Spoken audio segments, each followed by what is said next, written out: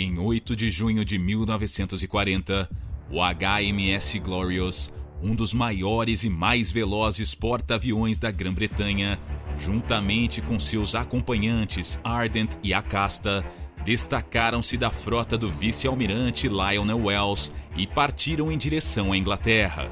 Na ocasião, o comboio britânico de 3 navios participava da Operação Alphabet, que consistia na evacuação das forças aliadas da Noruega.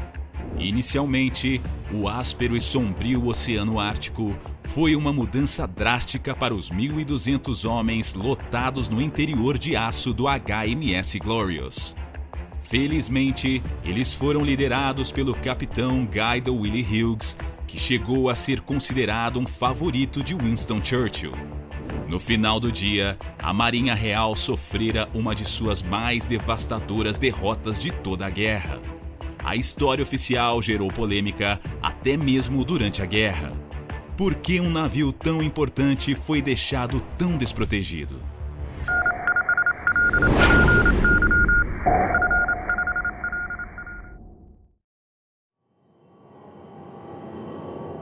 Durante a Primeira Guerra Mundial, o HMS Glorious dedicou a maior parte de um ano à perseguição do infame cruzador alemão Almirante Graf Spee no Oceano Índico.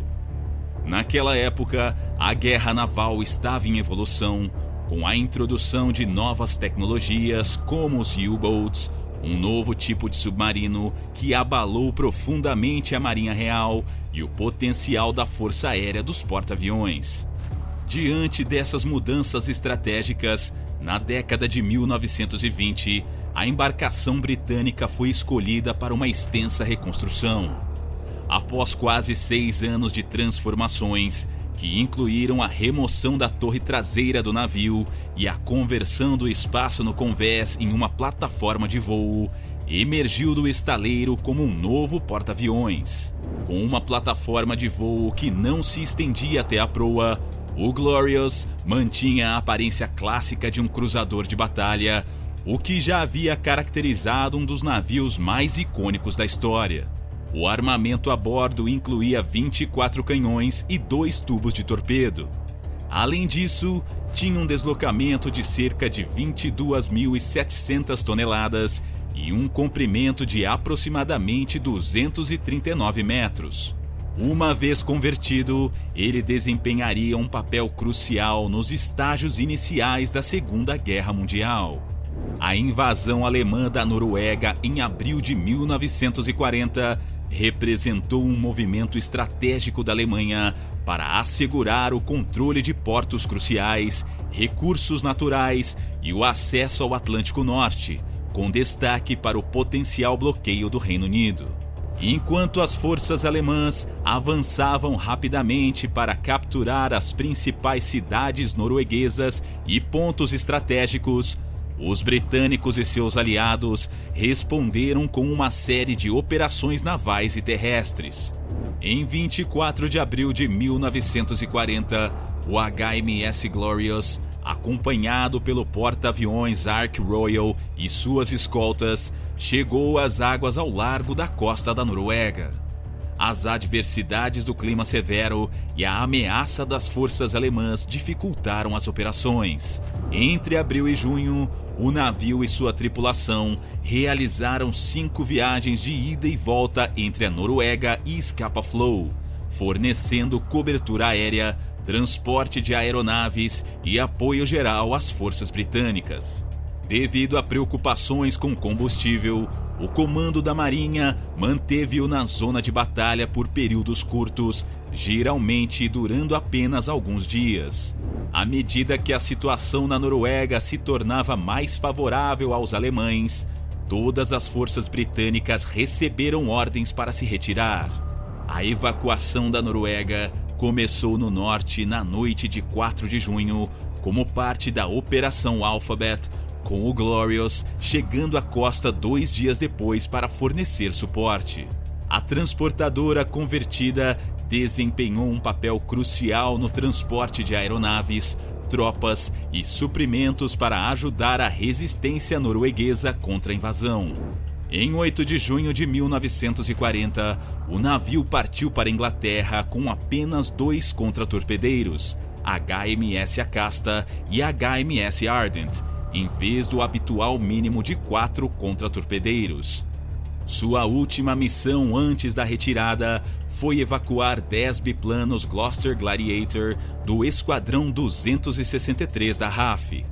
Sem que ela soubesse, seu capitão e sua tripulação, enquanto o Glorioso navegava pelo mar da Noruega, encontraram-se com 2 encouraçados alemães, Scharnhorst e Gneisenau, que também percorriam a área como parte de uma frota destinada a interceptar os comboios de evacuação britânicos.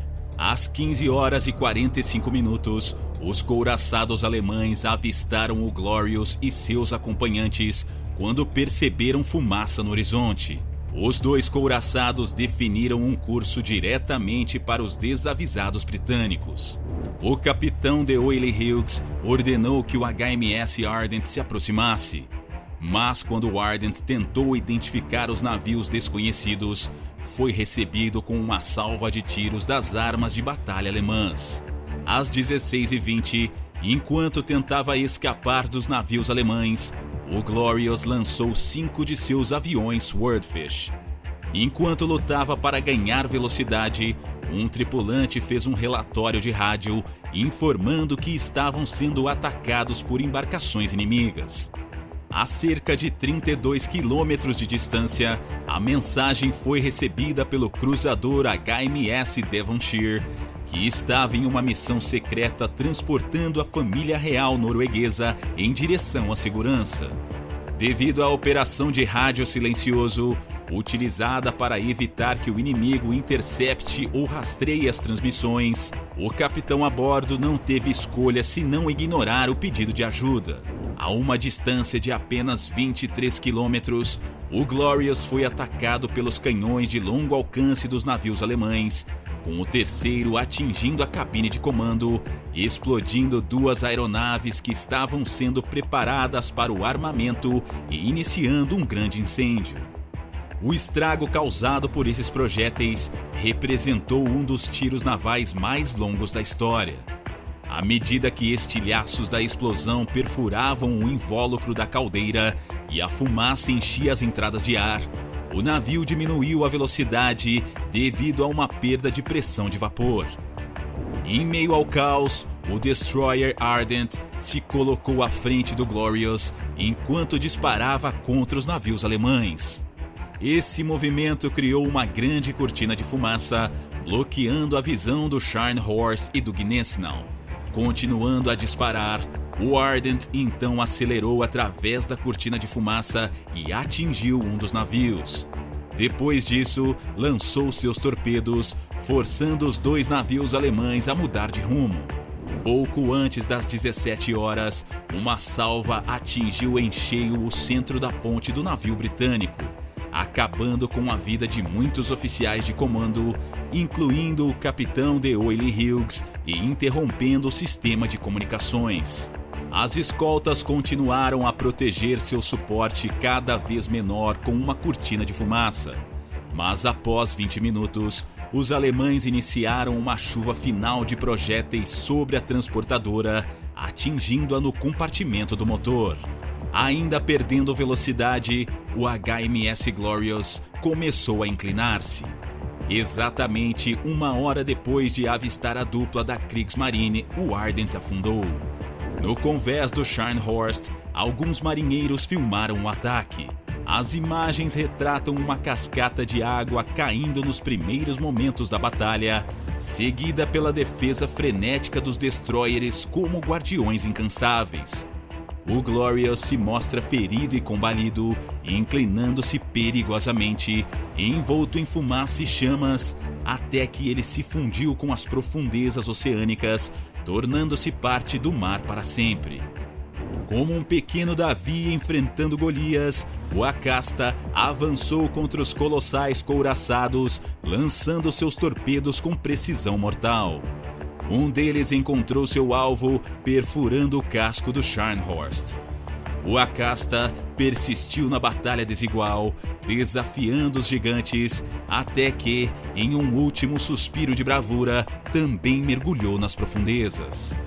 Enquanto os 3 navios da Marinha Real desapareciam de vista, os sobreviventes, assustados e feridos, passaram de um calor escaldante para um frio amargo em questão de minutos. Com um deles muito danificado, os alemães partiram para uma base de reparação na Noruega, deixando mais de 1000 sobreviventes britânicos à própria sorte.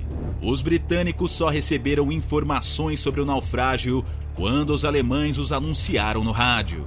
Um dia se passou antes de enviarem o Ark Royal para a área da batalha, mas nenhum sobrevivente foi visto.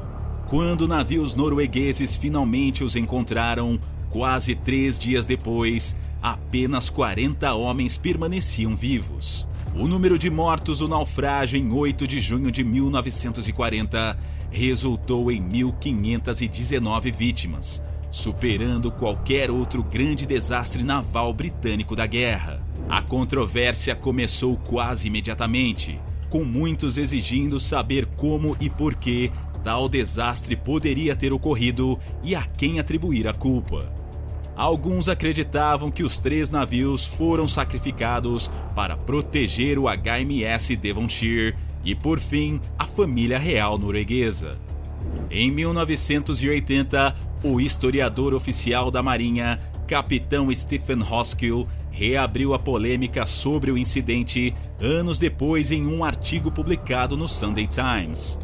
Baseando-se no testemunho do capitão J.B. Heath, o aviador sênior do navio que sobreviveu aos naufrágios por ter sido deixado em escapa-flow quando se recusou a seguir ordens, o historiador descreveu um navio infeliz dirigido por um capitão tirano, com má liderança e até mesmo uma estabilidade mental questionável.